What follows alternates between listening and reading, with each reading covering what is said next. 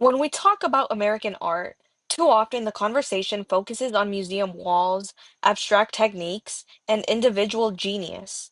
But for Judy Baca, art has never been a solo act, and the gallery was never the end goal.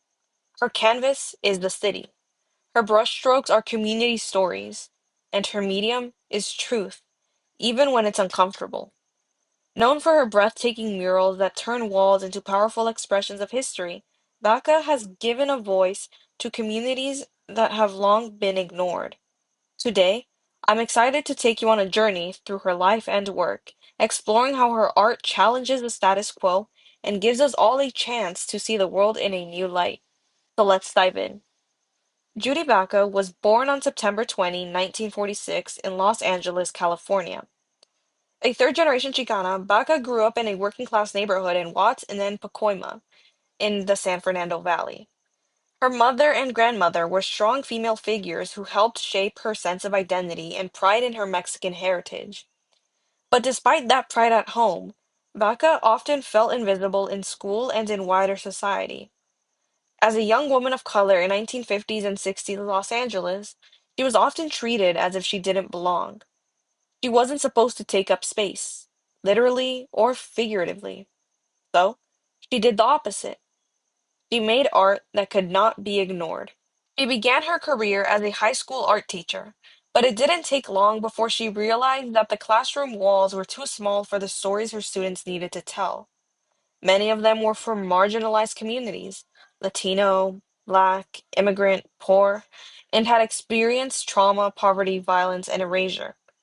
Baca recognized that traditional education often excluded these experiences, so she turned to the streets, quite literally, as a space for empowerment. In 1974, she founded the first citywide mural program under the Los Angeles Department of Cultural Affairs. This later became the Social and Public Art Resource Center, or SPARC, which she co-founded with filmmaker Donna Deitch and activist Christina Schlesinger. SPARC was revolutionary. It wasn't just about making murals, it was about using art to build community, challenge power structures, and reclaim narratives.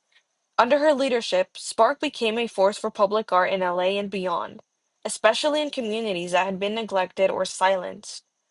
Her most iconic and ambitious project is the Great Wall of Los Angeles. Stretching over half a mile, more than 2,700 feet, along the Tujunga Wash in the San Fernando Valley, the mural is one of the longest in the world. But even more impressive than its size is its content.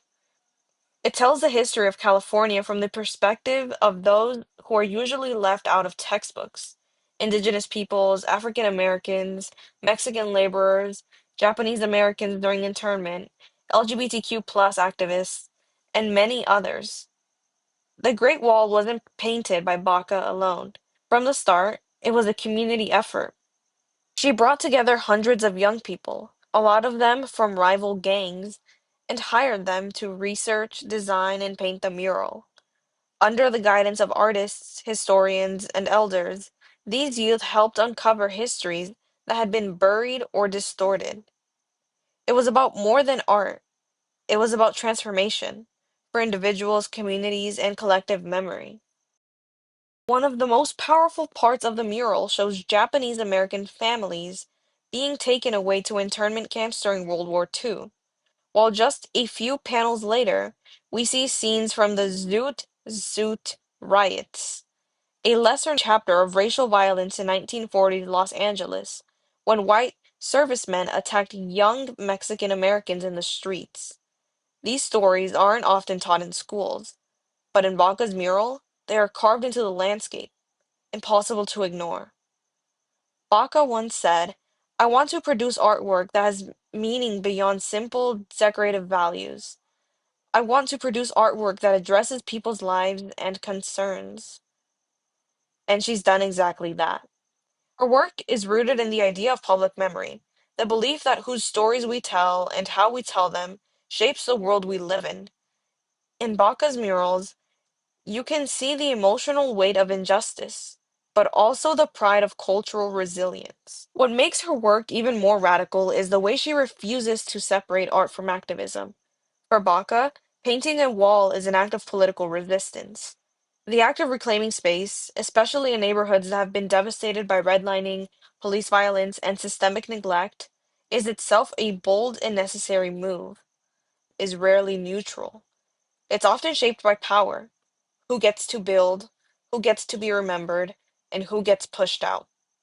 Her murals challenge that. Hallmark of Baca's work is collaboration. She has never believed in the myth of the lone genius. Instead, she believes in what she calls intergenerational, multicultural teams. Her projects often involve youth, elders, scholars, activists, and artists working side by side. That process of listening, negotiating, learning, and making together is just as important as the final product. Baca's influence has spread beyond California. She's painted murals across the country and the world, in Nicaragua, Ireland, Israel, and more. And she has taught at major universities, including UCLA, where she became a professor of Chicano studies. But no matter how far her career has taken her, she's always returned to the core belief that art should serve the people. Even as she gained recognition in the art world, including exhibitions at the Smithsonian and the Museum of Modern Art, she never abandoned her grassroots approach. She continued to work with youth, to mentor other muralists, and to speak out about the politics of space, race, and history. In an era where street art is sometimes co-opted for aesthetic or commercial purposes, Baca's murals remind us that art can be a tool for justice. It's also important to recognize that as a woman and a Chicana, Baca was working in spaces where she was often the only one like her. The art world has long been dominated by men. So has the field of public policy, so has city planning, and so has historical storytelling. Baca challenged all of that and continues to do so. Her life is proof that changing the world doesn't just mean changing laws or institutions, it also means changing the stories we tell and who we let tell them. As of today, Judy Baca is still expanding the Great Wall of Los Angeles, adding more decades of history and bringing in new generations to help shape it. In many ways, finished, because the work of justice is never finished. Judy Baca teaches us that art is not a luxury, it's a necessity. It's a form of resistance, a method of healing, and a powerful declaration of presence.